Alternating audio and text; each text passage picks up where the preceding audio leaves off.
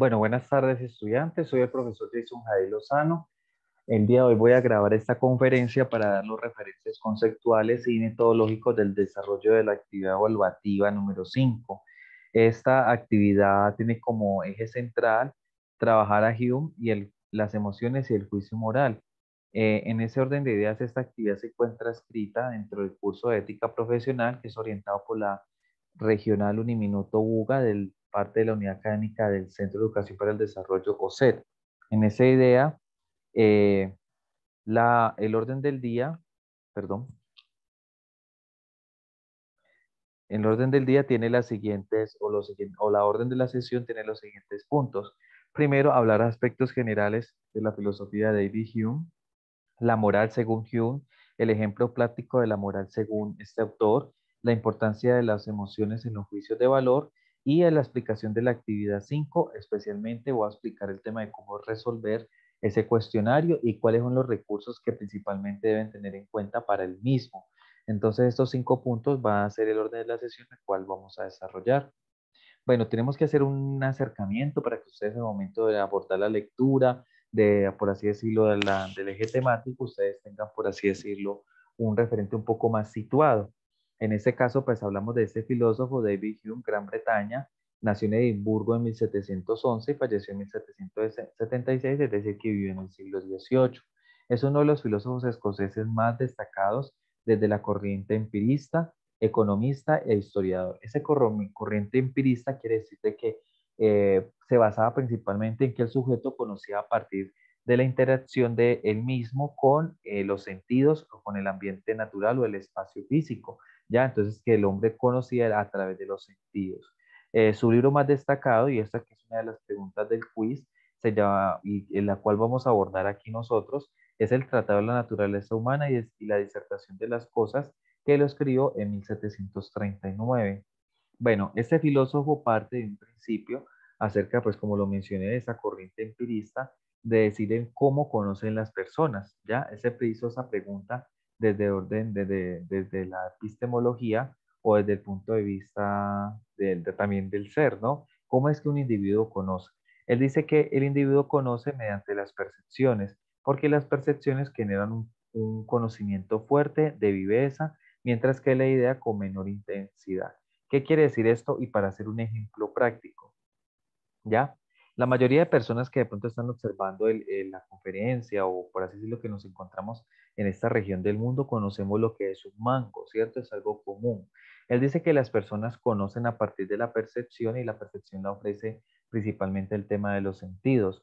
Cuando nosotros conocemos, por así decirlo, perdón, conocemos el mango de manera directa mediante el tacto, mediante el gusto, mediante la vista, mediante esa percepción vivida de lo que es ver un mango, tenemos una idea de esta fruta, ¿ya? Y después le adjudicamos el nombre. Ello implica que cuando yo vuelva a ver un mango o recuerde lo que es un mango, tengo una idea vivida y de mayor percepción, de mayor fuerza y viveza que el que no lo haya conocido. Yo, por ejemplo, le puedo mostrar a usted una manzana y le puedo decir que es un mango, pero después, al nunca tener la experiencia sensitiva de conocerlo, pueda que lo olvide, pueda que no tenga ese elemento. Entonces dice que el sujeto puede conocer de una manera más vívida, más, por así decirlo, más perceptiva desde la interacción con esos elementos. Entonces, eso es un papel muy importante que los sentidos juegan. Entonces, en este caso es una idea recordada, una idea vivida. ¿Listo? Bueno, en ese orden de ideas también es bueno o conveniente mencionar, y el texto también lo hace como para que lo tengan en cuenta, el concepto de moral que maneja este filósofo. El primero de ellos es que el fundamento de la moral no está en la razón, sino en los sentimientos. La razón no puede ser el motivo de las acciones humanas. Los sentimientos motivados por las pasiones son las causas de las acciones humanas. Es decir, que la razón, entendemos la razón, por así decirlo, el pensamiento lógico en el cual las personas consideran que actúan. Ya, entonces la razón es, por así decirlo, un proceso de estructuración de ideas que una persona hace frente a algo, frente a una acción, frente a algo que concibe, frente a una perspectiva. ¿Ya? Él dice que las personas, en este caso la moral, no debe estar tan relacionada de una manera tan directa con el tema de la razón, sino más bien de las emociones. En este caso, un sujeto actúa, es mediado por las emociones, y en este caso la moral se encuentra un poco más mediada por este tema de las emociones y de los sentimientos. Él dice que contempla, como segunda idea, contempla la razón como los argumentos para hacer las cosas, pero en la toma de decisiones o acciones depende de las emociones y el placer. Es decir, que un individuo puede hasta cierto punto llegar a razonar frente a su accionar, pero él dice que en últimas, ya la toma de decisión, la última, la hace desde un sentimiento, desde una sensación, desde una emoción y de si le genera o no placer. En este caso, entonces, el individuo si va a orar de alguna manera, puede que haga un proceso de razonamiento, pero en últimas, según Hume, él toma esa decisión o efectúa esa acción es por el tema de la emoción, bien sea una emoción negativa, una emoción positiva, mientras un impulso, cualquiera de ellos, lo hace a partir de esas sensaciones y esas emociones y que en eso se convierte pues un factor clave. La tercera gran idea dice que el juicio moral no debe ser basado en la experiencia por los hechos, perdón, el juicio moral no debe ser basado en la experiencia por los hechos que no son buenos y malos, son en esencia hechos. Por esa razón, tampoco porque no es determinante, pero sí por los sentimientos morales. ¿Qué quiere decir esto? Que en este caso uno puede tener experiencias sobre algunos determinados hechos, pero los hechos como tal en sí no son buenos y malos. Es la connotación y calificativo que le da a los sentimientos frente a si esos actos son morales o inmorales. ¿Ya? Y en este caso eso relaciona o se interactúa a partir de sentimientos. Un ejemplo, a usted puede que lo roben, ¿cierto? La acción por sí sola de robar no es mala, sino que es la acción de pronto del repudio, de la ira, del tema de una violentación de derechos y ese tema, esa sensación frente a esa acción, la acción de robar, es la que genera que eso se le dé la connotación de moral o inmoral. A eso se refiere Hume frente a que las experiencias están connotadas desde el punto de vista de los sentimientos, que es más importante al momento de tener acciones éticas y morales frente, o la reflexión ética y moral, perdón, frente a que los sentimientos juegan un papel preponderante. ¿Ya? Miremos el siguiente ejemplo. Dice, para Hume los sentimientos morales surgen y consolidan desde la percepción desinteresada de reconocer al otro desde la empatía. Ello permite que se generen normas generales de comportamiento o normas morales universales. Es decir, que desde los sentimientos que se encuentran movidos del individuo por la moralidad, por la solidaridad, por cuestiones positivas que aporten a la comunidad y que eso genere una retribución en los sentimientos de manera positiva, es que se fijan unas normas universales de comportamiento. Él dice que deben fijarse desde ese punto de vista. Un ejemplo puede ser el siguiente, que vemos aquí. En Colombia, la presunta violación de una niña indígena por un grupo de 8 militares ha provocado una ola de indignación en el país. El repudio es unánime. La niña de 12 años fue supuestamente secuestrada y violada en Santa Cecilia, en el departamento de Risaralda.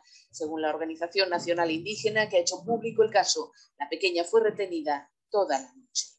Los implicados son 8 reclutas de entre 18 y 22 años que prestaban el servicio militar obligatorio en el batallón San Mateo. Este caso se produce una semana después de que el Senado colombiano aprobara la cadena perpetua para los violadores y asesinos de niños. Escuchamos al presidente Iván Duque. Y frente a este caso que me duele y me conmueve, le he pedido al ministro de Defensa que contribuya con todo lo que se requiera a la Fiscalía General de la Nación para establecer responsabilidades. Y lo reitero, si nos toca inaugurar la cadena perpetua, con ellos lo haremos con ellos. Este escándalo es el último de los que ha protagonizado recientemente el ejército colombiano, implicado, entre otros casos, en un espionaje masivo de periodistas y defensores de derechos humanos. También se ha acusado a oficiales de corrupción, incluida la venta de armas a narcotraficantes y disidentes de las FARC. Muchas voces se alzan ahora para que no haya impunidad. La violación de la niña indígena ha servido para rememorar otro grave problema, el uso histórico que los grupos armados han hecho de la violencia sexual como arma de guerra.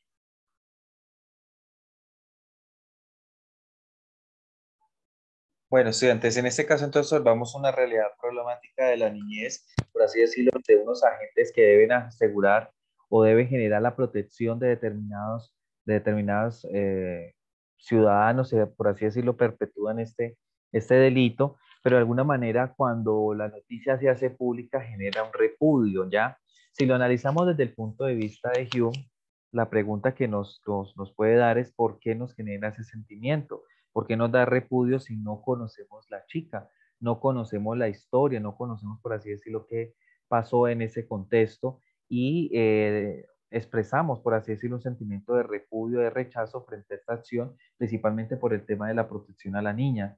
Él dice que, si lo analizamos desde el punto de vista de Hume, este hecho, dice que porque juegan o entran en lugar las emociones, los sentimientos y las pasiones negativas hacia dicho hecho, se le da una connotación negativa. Es decir, que nosotros en últimas, al momento de tomar esa decisión de si nos agrada, nos disgusta, nos la aprobamos, la desaprobamos, es porque nos genera desde los sentimientos esa emotividad. Entonces, en este caso, perdón, rechazamos esta acción porque nos genera un repudio desde el sentimiento vivido, ¿ya? Entonces, así se explicaría desde el punto de vista de Hume, ¿ya?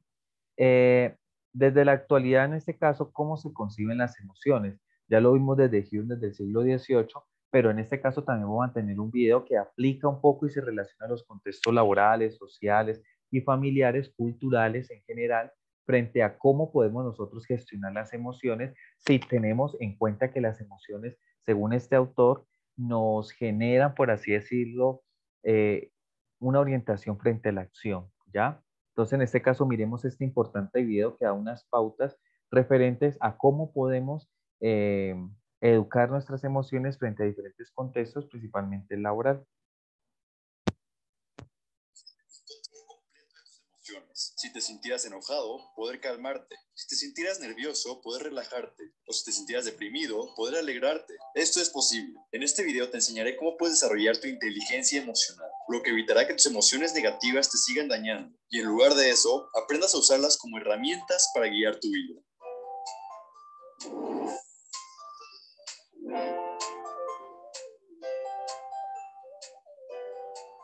Este video está inspirado en el libro La inteligencia emocional, en donde Daniel Goleman explica de manera muy precisa cómo es que las emociones están diseñadas para guiarte por la vida y no para dañarte. La mente tiene cierta complejidad, pero décadas de investigación han llegado a la conclusión de que la inteligencia emocional se puede desarrollar y esto te dará la capacidad de dominar, controlar y manejar tus emociones como mejor te parezca. Cada uno de nosotros tiene dos tipos de mente que habitan nuestro cerebro. Del lado izquierdo tenemos una mente racional y del lado derecho tenemos una mente emocional. Nuestra sociedad se ha concentrado en que lo más importante es el intelecto racional, pero estadísticamente se ha concluido que la inteligencia emocional, o EQ, es más importante para una vida exitosa que el coeficiente intelectual, o IQ. Por esa razón, si queremos ser exitosos en cualquier cosa, es crucialmente importante que nos concentremos en elevar esa inteligencia emocional. ¿Te has preguntado por qué somos tan impulsivos? Antiguamente, cuando la supervivencia física lo era todo, la estructura de nuestro cerebro creció con el modo de actuar antes que pensar. Un modo muy útil en una pelea con otra tribu o cuando te enfrentas con un león hambriento. Pero hoy en día, en pleno siglo XXI, seguimos con esa misma estructura cerebral, en donde sufrimos secuestros emocionales. Estos secuestros emocionales nos llevan a perder el control de nuestra mente racional y nos volvemos esclavos de nuestras emociones. Esto explica que realicemos actos sin sentido, como por ejemplo gritarle como loco a un ser querido por un accidente que cometió. Ya es tiempo de que nos eduquemos emocionalmente. Civilicemos nuestro cerebro y lo acostumbremos a pensar antes de actuar. La inteligencia emocional se desarrolla de dos maneras distintas. La primera es estar consciente de tus propias emociones. Esto quiere decir que te vuelvas un observador. De la misma manera que cuando ibas al zoológico de niño, identificaste a los animales, mira, ahí está el tigre, ahí está el oso, ahí está el canguro. Ahora tienes que volverte un explorador de tus emociones e identificarlas cuando aparezcan. Mira, ahí está el enojo, ahí está la frustración, ahí está la alegría. Por más ridículo que suene, esto simplemente significa que tienes que entrenarte a reconocer y etiquetar tus sentimientos y emociones. La segunda manera para desarrollar tu inteligencia emocional es regulando tus propias emociones. Esto significa que al sentir un sentimiento o una emoción, tú decides cómo vas a responder en los siguientes segundos. Tú tienes la capacidad de ordenarle a tu mente emocional que se haga a un lado y que la mente lógica retome el control del barco. Para darte un ejemplo, imagina que estás manejando en la ciudad y un coche se atraviesa de manera muy imprudente enfrente de ti. Nuestra primera reacción es explotar contra el conductor y gritarle toda clase de insultos. Tu miedo desencadena una lluvia de emociones negativas, enojo, frustración e ira. Pero recuerda lo que aprendiste hoy y haz lo siguiente. Primero, tienes que reconocer las emociones que estás sintiendo y etiquetarlas. Y luego, date cuenta que tú tienes la capacidad de tomar el control sobre tus emociones. Respira lentamente del 1 al 5 y deja que tu cuerpo estabilice la presión arterial. 1, 2, 3, 4, 5. Durante este proceso, tu mente racional retomará el centro de comando de tu cuerpo y reaccionarás de una manera mucho más lógica y prudente, evitando perder el control ante el secuestro emocional. Las dos cualidades, identificar tus propias emociones y regularlas, son habilidades que dependen de una buena comunicación entre tu mente racional y tu mente emocional. Es fundamental que para evitar problemas, fortalezca la relación entre estas dos partes. Entre mejor se comuniquen tus pensamientos y tus emociones, mejores decisiones podrás tomar. De manera diaria, practica sus principios y muy pronto comenzarás a notar un cambio radical en cómo te relacionas con tus emociones. Por otra parte, una mayor inteligencia emocional también equivale a mejores habilidades sociales. Al reconocer tus propias emociones, podrás generar empatía con otras personas. La empatía es la capacidad de apreciar e intuir lo que otras personas están pensando y sintiendo. El desarrollo de la inteligencia emocional te convertirá en un detector de sentimientos, no solo en ti, sino también en otras personas, lo que te permitirá entenderlas mejor y establecer relaciones mucho más sólidas. Esto significa una mejor relación con tu familia, con tus clientes y con tu pareja. Al estar trabajando con tus emociones, notarás que hay otra habilidad muy importante que estás desarrollando: la persistencia y la automotivación. Una lección muy importante que nos ofrece este libro es la siguiente: fallar está muy bien, significa que estás más cerca de conseguir tus objetivos. Esto básicamente quiere decir que te vuelves un optimista. En la escuela nos castigaron mucho por fallar, nos acostumbraron a pensar que fallar era muy malo, pero la vida es muy diferente. Fallar es necesario para desarrollarte y crecer en cualquier aspecto de tu vida. Imagina que quieres lograr un objetivo, pero por más que lo intentas, fallas y fallas y fallas, mucha gente se dará por vencida y perdería toda motivación por seguir adelante. Pero una mayor inteligencia emocional te permite poner a tu mente en modo optimista, por lo que generarás pensamientos positivos que se convertirán a su vez en emociones positivas, lo que significa que por más que falles, tu mente se sentirá motivada de seguir intentando hasta que logres el objetivo. Así que la próxima vez que algo te salga mal, recuerda que los sentimientos negativos que sientes pasarán y sigue intentándolo. Poco a poco acostumbrarás a tu mente a ser más optimista y notarás una transformación en tu actitud. El siglo XX se obsesionó con el cociente intelectual, porque la industria era mecánica y rígida. En el siglo XXI, lo más importante es tener habilidades sociales, crear relaciones e innovar para el futuro. Resulta evidente que todo aquel que quiera ser exitoso tendría que desarrollar su inteligencia emocional. Nuestro cerebro es extremadamente flexible. Podemos mejorar la relación que tenemos con nuestra mente emocional y usarla a nuestro favor. No estamos condenados a una vida sumisa a nuestras emociones. Podemos cambiar si lo deseamos. Lo más fascinante de la inteligencia emocional es saber que las emociones se pueden utilizar a nuestro favor. Las podemos utilizar de guías para conocernos mejor, conectarnos con gente y mantenernos motivados durante los momentos más difíciles. Pero sobre todo, tenemos que reconocer que la inteligencia emocional nos abre una puerta en donde las emociones y los sentimientos dejan de destruirnos y en lugar de eso, nos ayudan a convertirnos en mejores humanos. Gracias por ver este video. Espero que te haya servido y haya despertado tu curiosidad emocional. Si te gustó, por favor, suscríbete a nuestro canal y compártelo con alguien que se pueda beneficiar.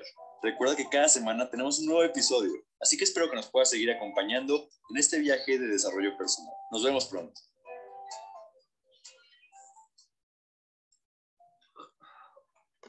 Bueno, estudiantes, en este caso entonces tenemos unos referentes frente a cómo gestionar las emociones.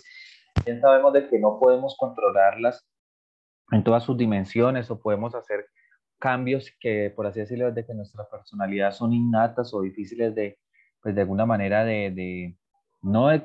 idea no es suprimirlos, la idea es lograr gestionarlos y lograr tener una posición diferente entre ellas. Entonces, en el video, como lo mencioné, da unas recomendaciones en diferentes contextos acerca del reconocimiento de sus emociones, de saber qué pautas, qué elementos se pueden hacer frente a ellos para de alguna manera minorizar ese impacto negativo frente a las relaciones sociales, intra y extrapersonales en diferentes contextos, ¿ya?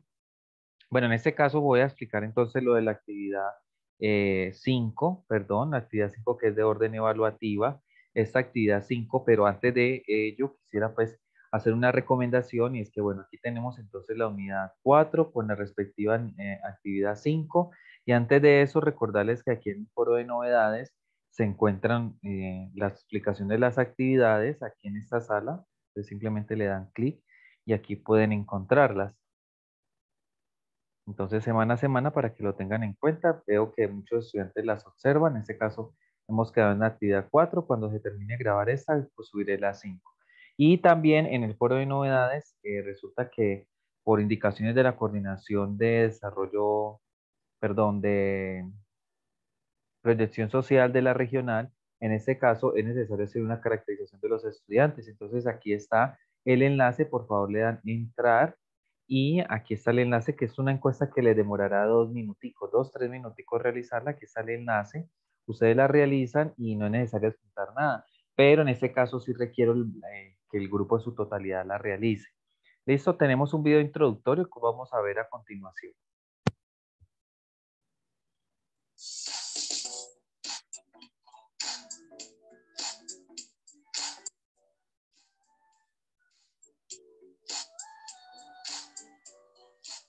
La tesis ética más característica de la filosofía de Hume consiste en afirmar que el fundamento de la moral no está en la razón, sino en los sentimientos. De esta forma se configura una nueva manera de comprender las intenciones o motivaciones que mueven las acciones morales.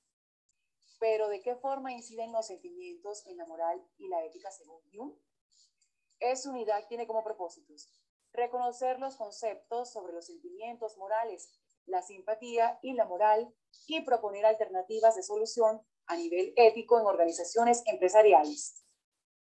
Para alcanzar estos objetivos trabajaremos los subtemas: sentimientos morales, la simpatía y la moral. A través del análisis y revisión del documento Teoría Ética de David Hume, así como de la visualización del video, la decisión de Anne podrá profundizar en los diferentes conceptos abordados en la unidad.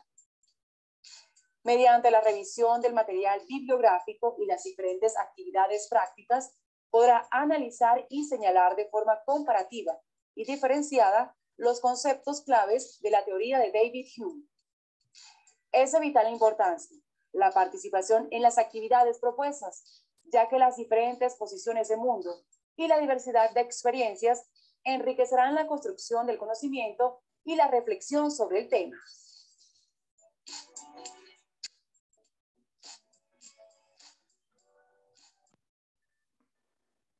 Bueno, entonces en este caso tenemos el video introductorio. Básicamente entonces nos recomiendan que en este caso la actividad evaluativa tiene 2 referentes en los cuales ustedes van a trabajar. En este caso dice, de forma individual, el estudiante resolverá un cuestionario sobre los conceptos centrales de la teoría moral de David Hume, sentimientos morales, simpatía y moralidad. El propósito del ejercicio es contribuir al desarrollo de las habilidades de análisis, síntesis e investigación. Al finalizar este ejercicio, se fortalecerá las competencias de gestión del conocimiento y solución de problemas. Entonces, en este caso, los 2 referentes que se van a ver son los siguientes. Entonces, en este caso van a buscar la película La decisión más difícil, grabada en el 2009, y van a analizar los hechos más sobresalientes del relato, enfocados de la comprensión e incidencia de los juicios de la acción moral. Entonces, en este caso van a jerarquizar, van a tomar, por así decirlo, apuntes, pero eso ya es una decisión. La idea es que usted sepa cuál es el argumento de la película y cómo se puede analizar desde la teoría de Hume. Y en el segundo, en este caso, van a leer el artículo que aquí está. Mira, aquí ustedes simplemente lo señalan: Ración y pasiones en la ética de David Hume. Dan clic aquí, nuevamente dan clic acá y aquí les aparecería el texto. Entonces, en este caso, en PDF ustedes lo guardarían aquí para que le den descargar o le dan aquí en esta flechita y les aparecería el texto. En este caso, pues el texto que estamos visualizando en estos momentos. ¿Listo? Entonces hacen lectura también de este texto, tiene solo 15 páginas y aquí habla los principales postulados de este filósofo desde la cuestión del control, perdón, de la gestión de las emociones o de razón y pasiones desde la ética. En este caso, cómo se relacionan con este elemento. ¿Listo? La película, entonces ustedes tienen que observar la película y hacer esa lectura. Cuando ya tenga esa lectura, usted pasará al cuestionario de análisis En este caso son 5 preguntas, les califica la nota más alta. Algunas preguntas son de selección múltiple, algunas de completar y otras de escribir. Ya, pues eso depende del sistema, cómo automáticamente se les regula, porque las preguntas no son las mismas para todo el mundo. En este caso usted puede acceder aquí y o puede, en este caso, acceder aquí que está afuera. ¿Listo? Antes de eso, bueno, quisiera mostrarles la película para que tengan un referente, no vayan a verse una película que no es. En este caso, la película se llama La decisión más difícil y grabada en el 2009. Esa es la sinopsis o el tráiler de ella. ¿Te gusta? Oye, mamá, ¿quieres ver mi rutina? Esta es la familia Fitzgerald. Hey, bombón, ¿cuál es tu signo? ¿Cáncer? ¿Eres de cáncer? No, soy Leo, pero tengo cáncer. Su vida gira en torno a la salud de su hija Kate. A los 2 años le detectaron leucemia. El médico tratante de la menor comenta a los padres que Kate solo vivirá unos años. Sin embargo, les recomienda ilegalmente concebir a una hija genéticamente prediseñada para trasplantar a su hija enferma los órganos que fueran necesarios. ¿Y cómo sabremos si ese nuevo hijo será compatible? Podemos asegurarnos. En una probeta. Sí, con una diagnosis genética preimplantada será compatible al 100%. Un hijo donador. No es para todo el mundo. Y legalmente no debería recomendarla. Pero como dije, la sangre del cordón umbilical sería invaluable. Claro, lo haremos. Y así llega Ana a la vida de la familia Fitzgerald. Oro de 14 quilates. Casi está nuevo. Toma asiento. Con 11 años de edad, tras 8 hospitalizaciones, 6 cateterismos, 2 aspiraciones de médula ósea y 2 aspiraciones sanguíneas, Ana decide emprender una batalla legal contra sus padres. Quiero demandar a mis padres por los derechos sobre mi cuerpo. ¿Podrías repetirlo? Quiero demandar a mis padres por los derechos sobre mi cuerpo. Pues nadie puede forzarte a donarle si no quieres hacerlo. Ellos creen que sí. Soy menor de edad, son mis tutores legales. Ana también debe enfrentar la imposición de su madre, quien insiste en tener derecho y poder sobre el cuerpo de su hija. Aunque los niños solo eran niños y todos éramos felices. Es tu hermana. ¿O ya se te olvidó? No. ¿Sabes lo que pasará si haces esto? Y lo creas o no, mamá, ya lo pensé. Sara. Sara, la madre de ambas, decide retomar su profesión como abogada para enfrentar al defensor que representa a su hija, ante la demanda de emancipación, es decir, que su hija tenga los derechos sobre su propio cuerpo. Cuando Ana Fitzgerald vino a mi oficina, creí que vendía galletas de exploradora. No va a proceder. Ni siquiera es legal. Ana no quiere los tratamientos. Y con 11 años o no, tiene derechos. Mientras quiera continuar con esto, voy a ayudarla. El asunto es llevado ante un juez que se ausentó 6 meses de su trabajo, luego de perder a su hija atropellada por un ebrio. No eres una tonta. Todos los días veo tontos. Tú no eres como ellos. Hablar ahora. Yo no estoy Tienes hablando que de decir eso. la verdad. Una historia que sorprende cuando el hermano de las menores irrumpe en el juicio para revelar un secreto. Cierra la boca. Diles por qué estamos aquí. ¿Por qué estás aquí en la corte? Una historia que cuestiona los derechos de la infancia y de la adolescencia, que obliga a una juez, a un abogado y a una madre de familia a superar cuestiones personales para poder tomar la decisión más difícil. Kate está muriendo y lo sabes. Solo que la amas tanto que no la quieres dejar ir. Señoría. Pero ya es tiempo, mamá. Kate está lista. Eso no es cierto. Dijeron que nada de esto era su culpa y que era un problema muy complejo. Cuando preguntaron, Una cinta dirigida por Nick Cassavetes en el año 2009, con Cameron Díaz, Abigail Breslin y Alec Baldwin. La decisión más difícil es un referente para los estudiosos del derecho. muy confundido. ¿Quiere decirnos un solo beneficio que Ana podría recibir de todos estos procedimientos? Sí. Salvaría la vida de su hermana.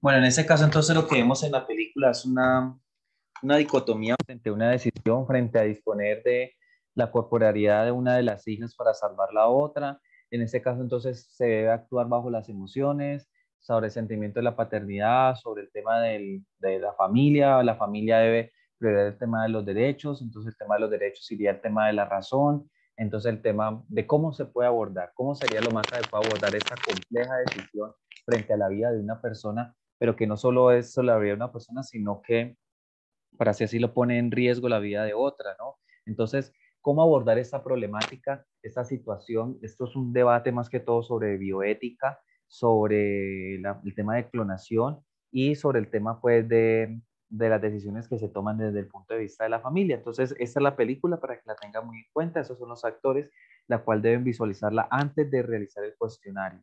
¿Listo? Frente al cuestionario, tienen que tener los siguientes referentes. Ustedes acceden aquí, tienen desde el día lunes 7 hasta el día domingo 13 para realizar el cuestionario. El cuestionario, el número de intentos es 1. En este caso, ustedes tienen aproximadamente 40 minutos y bueno, en este caso debo revisar un poco por el tema de que deberían ser 2 y en este caso son, mire, de la 1 a la 6 son selección múltiple, la 7 corresponde a 4 afirmaciones donde usted debe decir falso o verdadero. ¿Ya? Entonces, en este caso, la nota más alta es la que se le registra. Recomendaciones. Que en el momento de usted realizar el tema del cuestionario, verifique la conectividad, que no hayan interrupciones, pues por así decirlo, de la familia, en el contexto laboral, etcétera, etcétera, porque solo se pueden habilitar dos intentos. Ya, en este caso, la nota más alta que tenga es la nota que se le registra para su actividad. Entonces, tienen 40 minutos y en el tiempo establecido que está allí. Cualquier inquietud, por favor, entonces me escriben. Ya saben que pueden escribirme mediante el foro de dudas o mensajes directos. Recuerden gestionar muy bien su tiempo, no dejar todo para lo último. En este caso, pues el cuestionario únicamente es eso. Observan la película, leen el texto y responden el cuestionario. Básicamente eso es lo que tenemos para esta semana. ¿Listo? Muchísimas gracias por su atención y que tengan un buen desarrollo de semana. Que Dios los bendiga.